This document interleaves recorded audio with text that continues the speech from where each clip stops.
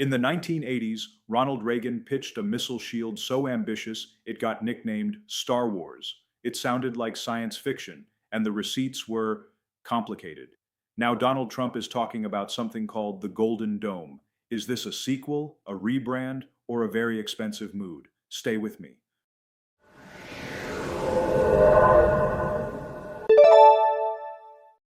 Hello, my name is Gene Botkin. I study space and its growing importance in our daily lives, and I'm building a society for people who want to participate in the new space age. Our topic today is what Trump's Golden Dome is. Let's begin.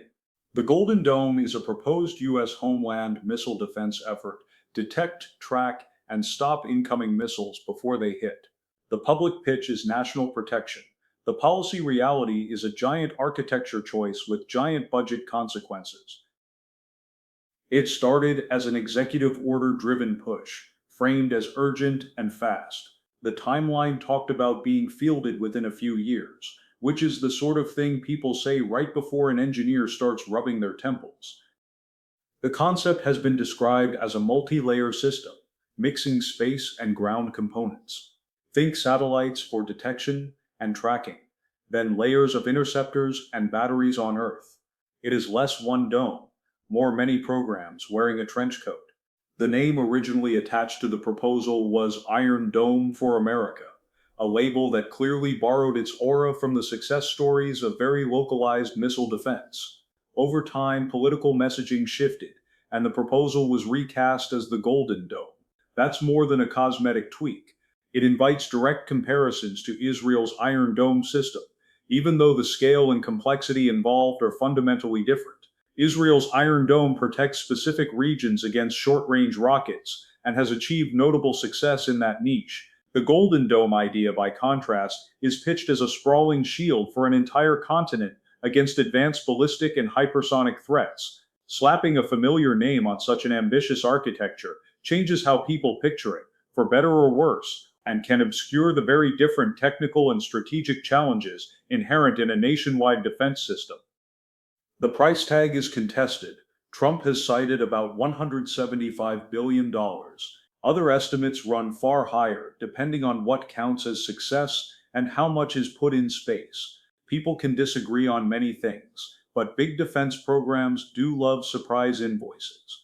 One major driver is the space-based interceptor question.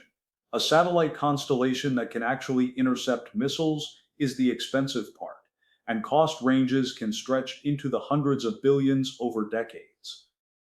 Writers reported Pentagon slides describing 4 layers, including 1 in space and 3 on land, plus distributed short-range batteries around the US.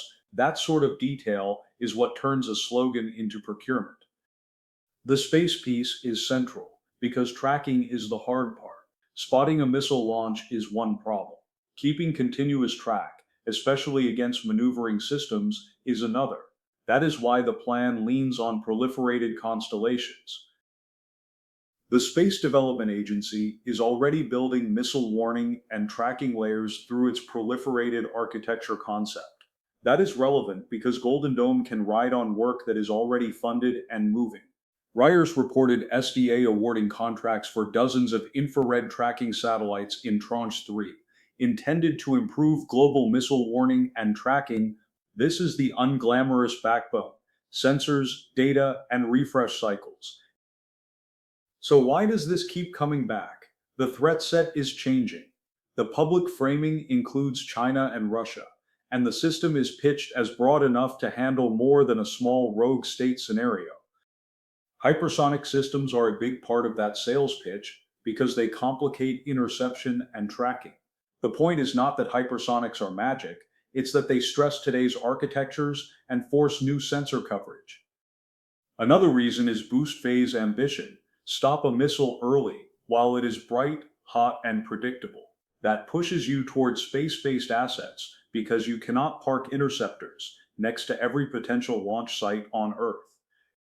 The political vibe is familiar. The country wants a shield that feels solid and reassuring. The Pentagon wants a layered system of systems that integrates legacy platforms with new space assets. Contractors see a multi-year pipeline of research, production, and sustainment, and budget analysts would very much prefer a quiet room with a calculator and no press releases. Everyone is speaking, and everyone is speaking a slightly different dialect. This is why comparisons to Reagan's Strategic Defense Initiative keep resurfacing. SDI carried the same mix of ambition, technological optimism, and fiscal gravity.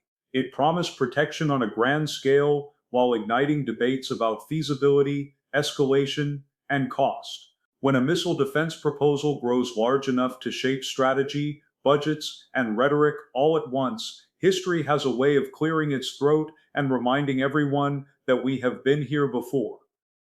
SDI was also a mix of real research and grand promises. The modern version swapped some 1980s concepts for proliferated satellites, better computing, and more mature interceptors. The argument is that the tech curve finally caught up with the dream. Critics argue the dream still runs into physics and arithmetic, decoys, countermeasures, and saturation. A defense must be near perfect. An attacker can often add one more missile for less money than the defender adds one more interceptor layer. Another critique centers on strategic stability.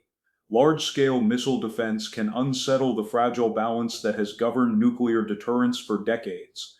If one side believes its missiles might be intercepted, it may respond by expanding its arsenal, adding more warheads, deploying decoys, or developing unconventional delivery systems designed to slip past defenses. In other words, a shield can provoke the very buildup it seeks to prevent. Deterrence depends on mutual vulnerability, uncomfortable as that sounds. When that vulnerability appears to narrow, rivals often compensate. Nobody likes the feeling of their deterrent being quietly placed on layaway, while the other side upgrades its security system. That ties into the broader arms control story.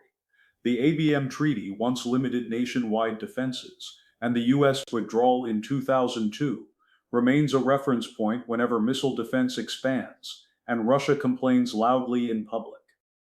The Golden Dome also intersects with domestic missile defense that already exists. The US has long operated homeland interceptors and radars aimed at limited attacks. A new architecture would expand scope, not invent the category. Some of the most practical near-term work is not space lasers, it is integration. You need command and control that can fuse sensors, assign shooters, and act fast enough to matter. That becomes a software and networking project as much as a rocket project. Writers reported delays tied to disputes over the space-based elements and how to spend early funding. That is a classic symptom. The politics moves faster than the architecture, and the architecture moves faster than the test range schedule. Writers also reported prototype contracts as a starting gun for industry. This phase is the familiar defense ritual: multiple competitors, small awards, big dreams, and a future down select that will make someone very happy and everyone else very litigious.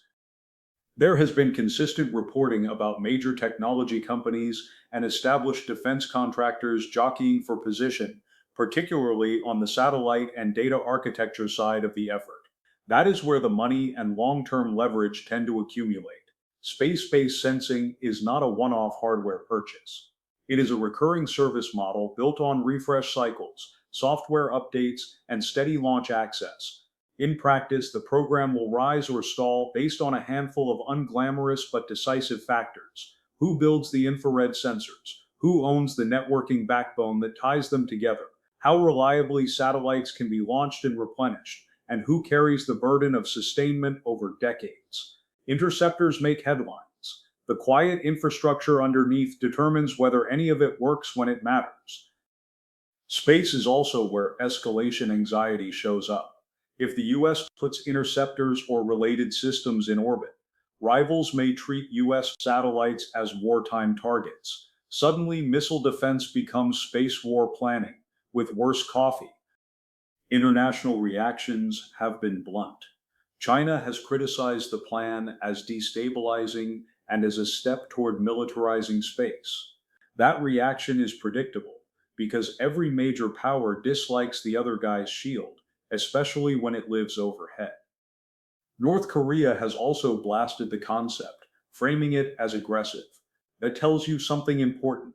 Missile defense is sold as defense, yet adversaries often read it as cover for freedom of action, plus an excuse to accelerate their own programs.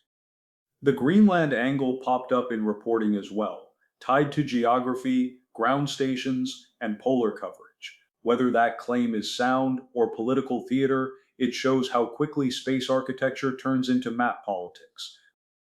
If you found this useful, like the video, comment below with what you think matters more: space sensors, interceptors, or the budget line that quietly grows teeth at night.